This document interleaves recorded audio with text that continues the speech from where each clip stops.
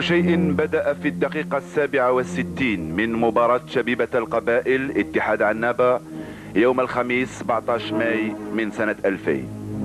توزيعة من مسوني باتجاه حسين قسم، ارتقاء وضربة رأسية فاصطدام مع المدافع سلاطني. الكرة تسكن الشباك وحسين قسم يفقد وعيه ساقطا على أرضية الميدان وأي ميدان. قسم ينقل إلى المستشفى تيزي وزو أين أجريت له عملية جراحية قبل تحويله إلى مستشفى آيتي دير بالعاصمة. الإصابة كانت خطيرة، مسير شبيبة القبائل قاموا بواجبهم وتم نقل اللاعب إلى أحد أكبر المستشفيات في فرنسا. القلوب بقيت معلقة والعقول مشدودة إلى آخر الأخبار الواردة من باريس حتى سقط الخبر يوم الأحد. حسين قسمي 25 ربيعا يلتحق بالرفيق الأعلى. صور إصابته ونبأ وفاته هز الشارع الجزائري في كل مكان، الكل تأثر لما شاهد والكل تابع أخباره. ابن الحي الشعبي لبلدية الكاليتوس ودع العالم الذي كان يحلم فيه بعطاء أكبر وأهداف أكثر كان يسجلها برأسه. الرأس التي أصيبت بصدمة لم يفق بعدها ولم يعي بأنه سجل بها هدفا آخرا وأخيرا. صور إصابته ونبأ وفاته أبكى الوالد والإخوة، الأصدقاء والرفقاء، من عرفوه ومن لم يعرفوه. أسرة الكرة الجزائرية افتقدت لاعبا تعلقت به العقول والقلوب منذ إصابته أكثر مما تعلقت به قلوب وعقول أنصار الشبيبة عندما سجل الأهداف. حسين قسمي بدأ ممارسة هوايته في فريق الكاليتوس ثم الحراش فالمشرية وبعدها المولودية، وانتهى كل شيء في شبيبة القبائل. فاز بلقب البطولة مع المولودية العام الماضي واحتضنته شبيبة القبائل هذا الموسم، فأراد أن يرد لها الجميل. سجل لها 6 أهداف في البطولة و3 في منافسة الكاس أغلبها بالرأس. كان يحلم بحمل الألوان الوطنية وذهب دون أن يحصل له الشرف.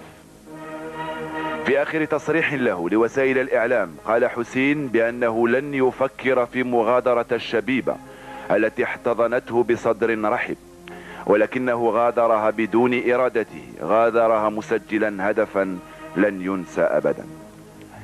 صانع أفراح الشبيبة ذهب وترك صورا تبقى خالدة، ذهب ولم يحقق كل أحلامه وآماله، وذهب وترك الكل يتحدث عن خصاله وأخلاقه ورأسياته وأهدافه. الرأس الذهبية لم تصمد لوقع الصدمة، صدمة أصابت رأس قسمي فأودت بحياته وتركت صدمة أخرى لأسرة الشبيبة والكرة الجزائرية. اليوم لن نقول بأن حسين قسمي مات لأن رأسه اصطدمت بإسمنت ملعب تيزي وزو، لأن أجله حان، ولكننا نقول بأن حسين وأمثاله من الشبان يستحقون اللعب في ظروف أحسن وأكثر أمنا، ونحن على عتبة القرن 21. وداعا يا قسمي، ستبقى في قلوبنا جميعا.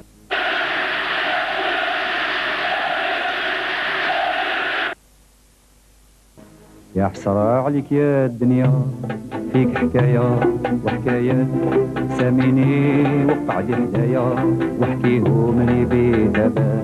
علاش هكذا حقدة وسمية ضلي تبدلي في الصيفات، تعذبي فيا غير بشوية، عيد مع دابك بركات.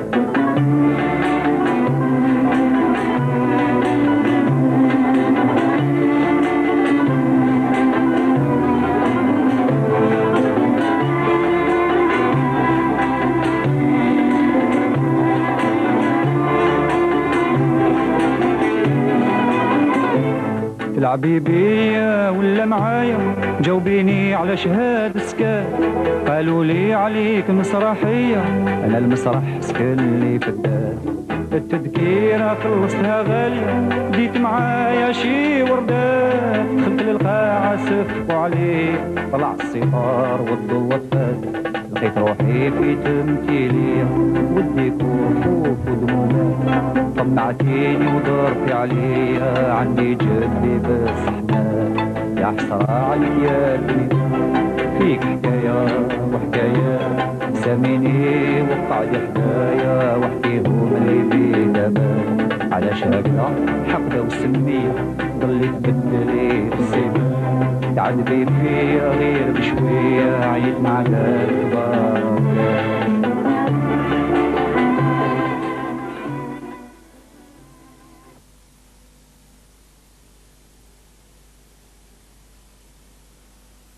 مستشفيات حقنة الدم الأمل الحياة تبقى مستمرة. هذه الباقة جاءتنا من تلامذة إكمالية باب علي ترحما على روح الفقيد حسين قاسمي الذي بث برنامج اليوم. ترحما عليه ألف رحمة على حسين قاسمي الذي سينقل جثمانه غدا ويصل على الساعة 1 زوالا إلى مطار هواري بومدين. جنازة الفقيد ستكون بمقر سكنه ببلدية الكاليتوس ابتداء من الساعة 2 زوالا. تغمد الله روح الفقيد برحمته الواسعة، إنا لله وإنا إليه راجعون. وهذه تحية إلى روح الفقيد حسين قاسمي.